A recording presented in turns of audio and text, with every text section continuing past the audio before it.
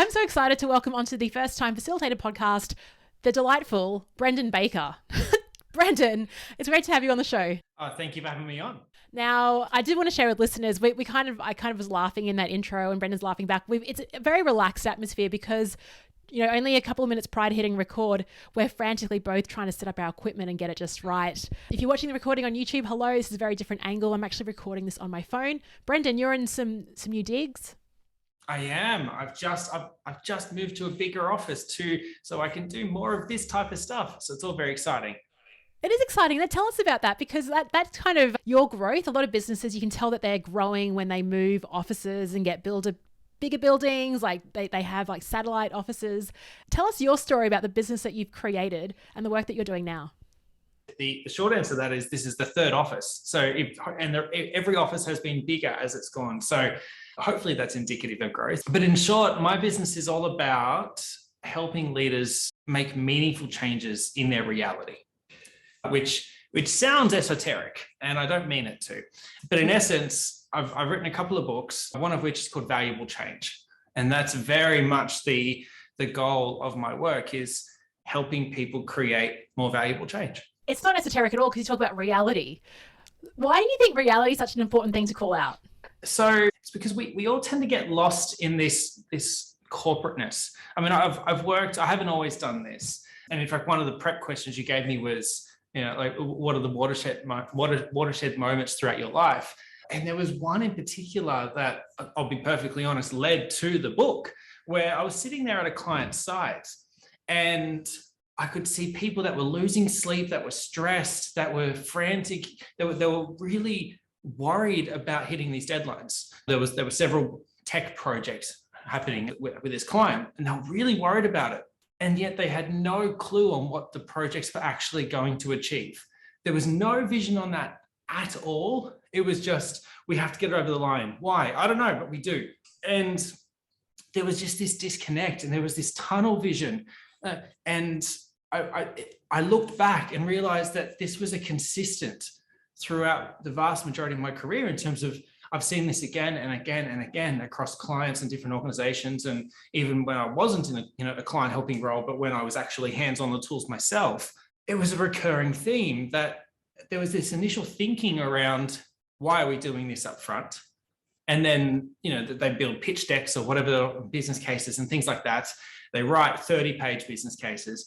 And then as soon as they get their funding, they shelve it and they get on delivering. And then they just worry about the delivery. They assume that they're right. And I mean, I've come to call that a point of arrogance, which I'm not saying that anyone here is arrogant, but it's a point of arrogance, because they think that what they're delivering is right. And ultimately they don't know. And so there was just this surreal moment. When you have these moments where it's like you pull up from your body. Yes. And you just have these moments where you're just present, you're just aware. It was one of those. And I could see the fault. I could see the frustration and the stress and the waste that was happening. And I knew that I had to do something about that, or at least as much as I possibly can. And so I started writing my book that afternoon. I love that. I mean, we can talk more about your book in a second. I mean, a few points I want to double click on. I mean, the first is, it's interesting you mentioned tunnel vision. I was talking to a CEO today, and we were talking about peripheral vision and the importance of just being more open, and how that's really important across your business. I'm curious though, because when you were talking about the people that you observed just busy doing the doing, I mean, I've certainly been that person, and sometimes it's been someone else that has actually lifted us up above that. Have you ever been that person that's been so involved in it, and then you kind of wake up one day, you're like, what the hell am I doing? Have you been that in there too? Well, yes and no. I mean, in that I've tended to have a very proactive career, in that it has, it's probably the kindest, one of the kinder ways to describe it. I have had recruiters in the past say, "What, you move around a lot." And it was because it was very intentional around, I was delivering projects, and so I was there to do a job, to solve a problem. And this is early in my career.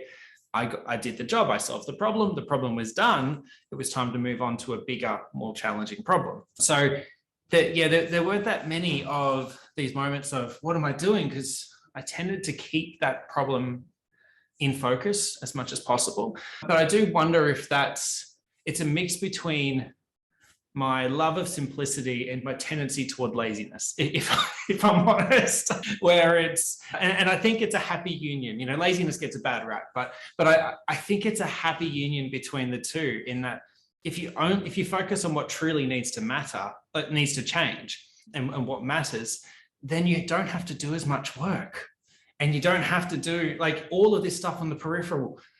You could just focus on shifting the dial. And that has been my approach through my career. And now that's very much what I help people do on their projects, their programs, their portfolios, their transformations, all of those pieces. It's funny that you say laziness. That is not even one of the top 100 adjectives I'd use to describe you, Brendon. I mean, I know you quite well now. It's funny that you see yourself that way, but maybe, I don't know, but you are smart and very intentional in the way that you do things. So I'm curious in terms of your workshops. I mean, you're there as an intervention, really. That's what your workshops are, to like move people, to cut out that extraneous sort of work. How do you approach that with clients? And when do you tend to, because I know you do a lot of different work, you do advisory, you might get stuck in, but when do you tend to see workshops as a real tool for helping clients like focus on that simplicity and make the progress they need to make? Workshops tend to take two forms in my business, but to be honest, I try to bring them as close together as I can. So workshops are for teaching people new things and for collaboratively solving problems. And I like to bring them in as much as possible, because we learn best if we are directly applying. And so even the ones where I've been brought in to go, hey, I need you to teach all these people how to lead change. I'm like, cool. Is everyone bringing in a project to this? And the answer is, well, yes. And go, cool, excellent. We're going to apply every single one of these tools directly to their project in the session. So which makes it a hands-on direct use of solving their current problems, which is nice. Yeah, I agree with you. Something I write about in the book is, I guess one of my frustrations with workshops is you go in and you get given everything you need, but you don't actually get time to apply it in the workshop. You got to do it after the workshop. So it's like, it's not actually a workshop then. It's like a theory shop, a content shop, but it's not a workshop. So that's one of my frustrations, is like, actually by you gifting them time within that to work on something that's real, it really makes a shift. I'm curious around, because like we've been in the workshop environment together, and I've seen you do your stuff and like get people rallied around things and really have some sort of their own watershed moments and light bulb moments. How do you prepare for that? Do you have like your favorite tools that you tend to use? So as far as tools, I've got this is it. This is the only thing that I tend to use. It's a remarkable, but I'm not plugging them because I'm not an affiliate. But you know what? I will plug them. They're great. I enjoy them, even though there's nothing in it. But it's my notepad. And what I will tend to do is I will look at what we need to cover in the workshop. And then I'll at a high level and just basically go, what are our key beats? What are the key things we need to cover?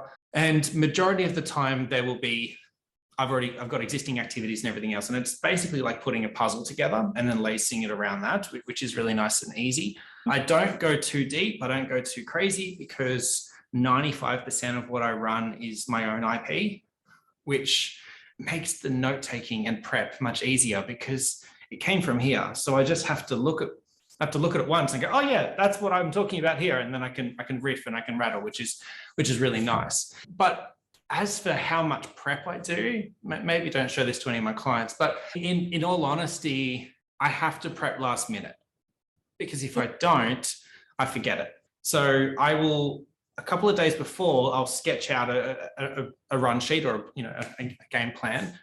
And then normally on the plane, or if the Uber ride is longer than 25 minutes, it'll be the Uber ride over, I will go through and refine and finesse and have it ready to go. And so it's last minute, but that's on purpose, because that way it's fresh in mind, it's handwritten, so it's all up in here. And that's just how I recall things. So then I rock and roll from that point.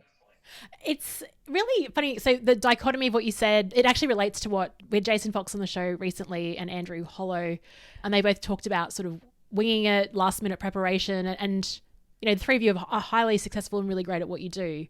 Yet what you also said in the same breath was, don't tell my clients this. They said the same thing.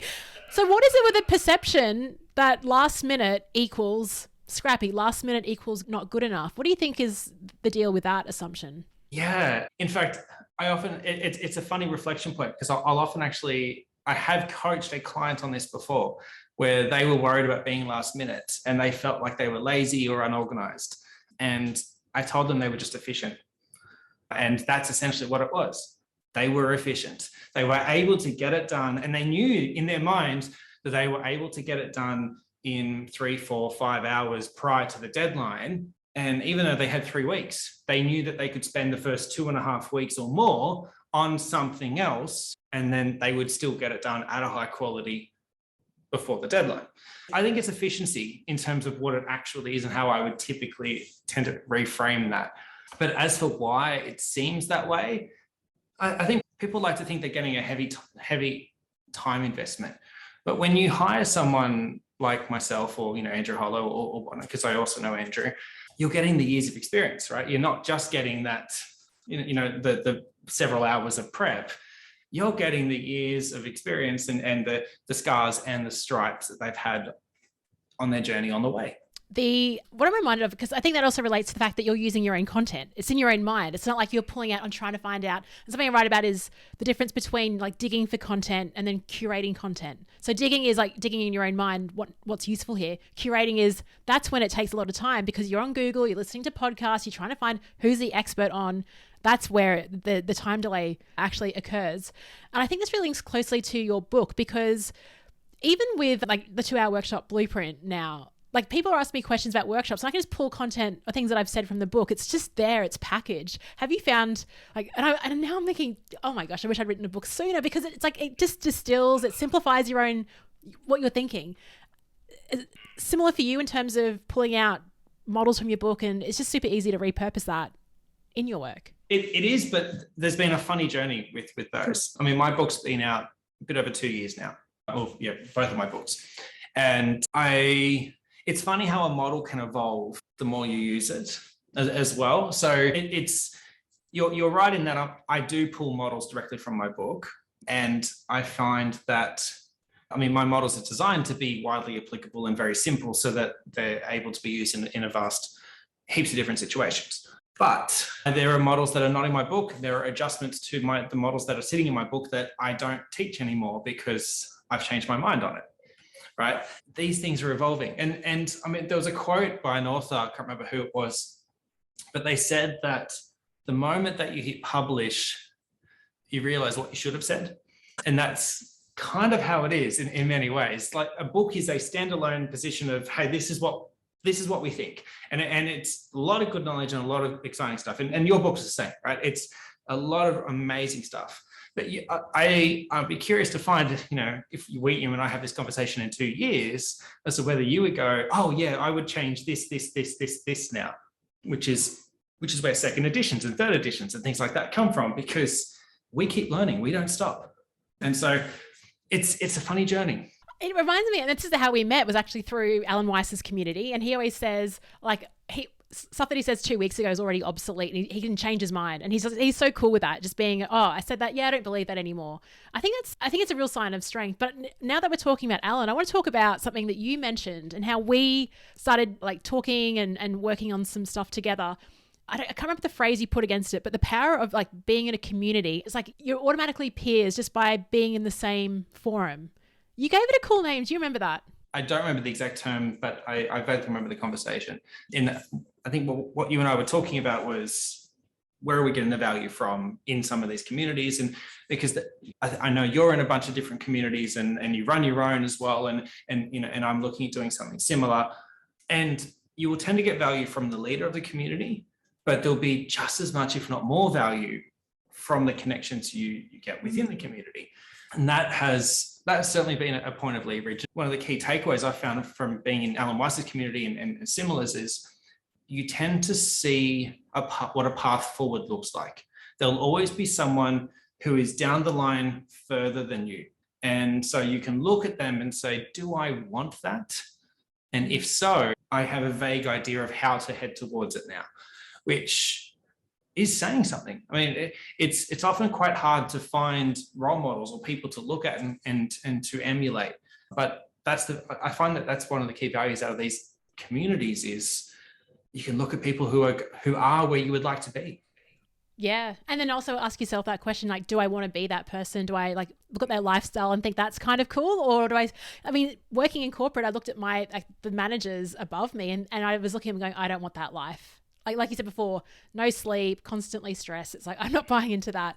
There's some members of Alan's community I'm like, I want their cars, that's for sure. And you talk about change, but you're also, this is quite meta for you because you're looking at shifting like your brand. And I know there's people listening to the show that it's kind of like when you're in business or you've done something for some time, you kind of get a bit sick of it, you've outgrown it. And I feel like that's what it's been like for you. Tell us about like your journey at the moment. This is kind of like a work in public moment for you. What are you thinking in terms of your new direction? I mentioned a few minutes ago how we're always learning. And that's certainly been the case for me in that I've had 4 iterations of my business so far, 2 of which have been complete and utter, as in money went in and no money came back out is probably the best way to put that. And you learn what doesn't work. And that's just as valuable in many ways as learning what does.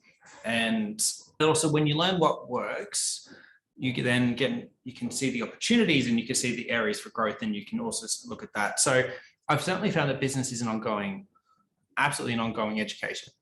And so you're right in that I'm looking at shifting brands. In fact, yesterday I sent out a proposal with the new branding on it, which is the first one I've sent with the new branding. So it's underway.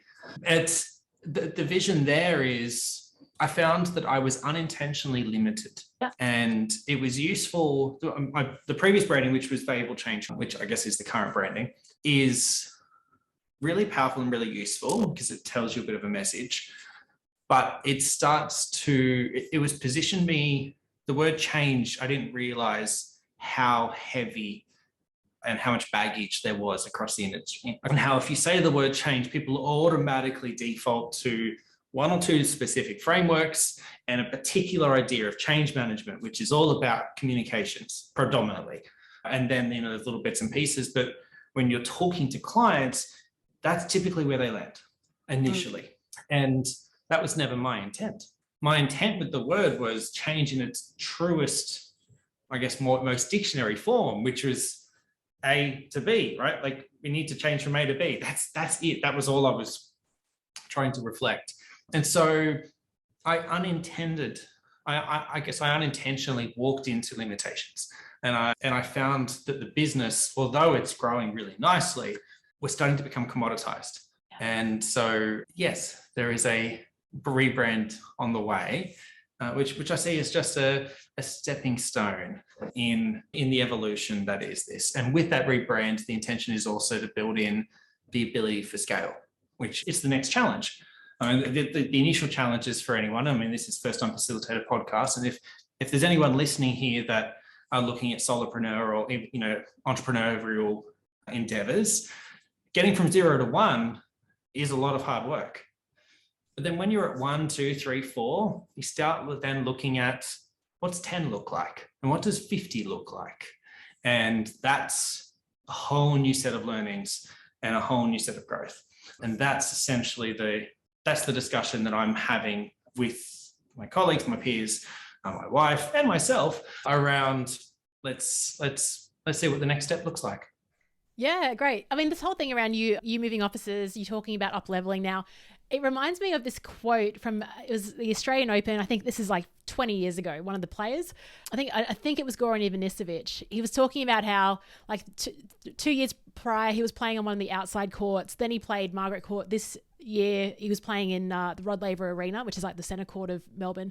And then he goes, maybe next year I'll be at the MCG. It was like a really funny line around just like that scale of growth and that trajectory as well. I just wanted to share that and reflect that back to you. And it's exciting seeing you like rebrand, and because a lot of times sometimes when we have success, we think, oh, just keep doing more of the same. So you're kind of like disrupting, your brand a bit by doing this. I mentioned that I've taken a very proactive approach to my career. And, you asked, why are you doing this? I tend to set career goals based on 2-year timeframes. And across my career, I've loosely doubled my income every 2 to 3 years. And that has set a pace that always keeps me looking forward and always keeps me looking, how do I now double again? How do I double again? Like, what is that next step? And that has very much shown me the moves that I need to make to keep growing. Because I moved rather quickly. I mean, the beginning of my career, I started as a graduate, and within 4.5 years, I was senior management, not basically sitting underneath executives. 4 years out of uni. And it was that mentality of, how do I keep moving this forward? How do I keep ratcheting this forward? And looking at who is sitting in that next income level, that roughly double, and what are they doing? What have they got? And how do they get there? And then finding ways to short circuit that on the way, which now sound like that I'm only focused on the money. But I mean, the truth is, the first half of my career, that was the focus. I've now shifted my thinking in that space, in that money's just the lifeblood of a business. It's not the point of the business. The point of the business is to deliver a valuable service, at least in this case. And the mission is whatever your mission is, which in my one is ultimately helping people break out of the shackles of this corporate stuckness that we're in and actually change reality. That's ultimately the goal of why I'm doing what I'm doing. Wow, I love that. I love that you're articulate about that, and you think it's tough to find out what that mission is, and sometimes it does shift.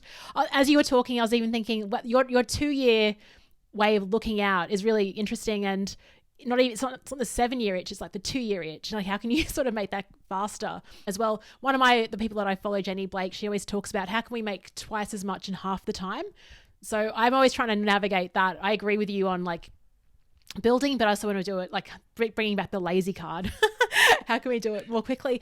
I've got a question for you. I mean, you talked about thank you for sharing about the first couple of businesses, and you made mistakes, and you just shared that you learn sometimes more from the mistakes than you do the wins. And a lot of us hire coaches, we hire advisors because we want to avoid the mistakes. Yet sometimes they'll say something to me, I'll do the opposite, because it's almost like I need to make the mistake to really make it land, unfortunately. That's just me. Is it just me? Or like, how do you navigate mistakes, being aware? Do you avoid them, or do you just like, it's part of the process? Oh, I can assure you that you're the only one making mistakes, Leanne. No one else is making mistakes. No, absolutely. Every day, absolutely every day. It is part of it. Like whenever you were pushing into something new, whenever you were growing and pushing, you are going to make mistakes. That's the nature of it. That's what you're nervous about. Like, people, I often coach people around and teach people around fear and comfort and discomfort and building momentum and things in those spaces. And one of the main fears, especially around career, is a fear of embarrassment.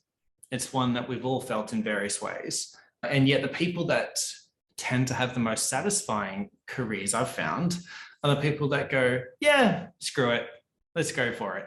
And do it anyway and push through it. And yeah, you're going to stuff it up sometimes, but so what? So what? Like anyone that's ever sold, which I mean, I know you sell and I know I sell, and anyone that's in our position who is, growing businesses is selling, and you are going to get rejected. You're going to get ignored. You're going to get rejected. You're going to, well, hopefully not abused, but it can get to that point where it's going to be really confronting. But that is the nature of this beast. You can't help everyone, but it's all leading towards growth and improvement. Yeah. I love that you coach people on the fears and something. So the other day I logged onto Amazon and I've had my first, it was 100% 5-star reviews. And I think that's because a lot of people in the audience. So thank you for reviewing it. Now, someone gave me a 3-star review and I was like, and I was like, I've been reading The Courage to Be Disliked. It's something I read every year. There's something about knowing not to take it personally. And I think this relates back to workshops where you can have your smile sheets and you have, 95% of people found value in what you did. And then there's that 5% that just sort of tear it apart or are apathetic. How do you deal with feedback like that? Yeah, I think it's something that comes with experience, in that the first time you get feedback like that, it sucks. It just sucks.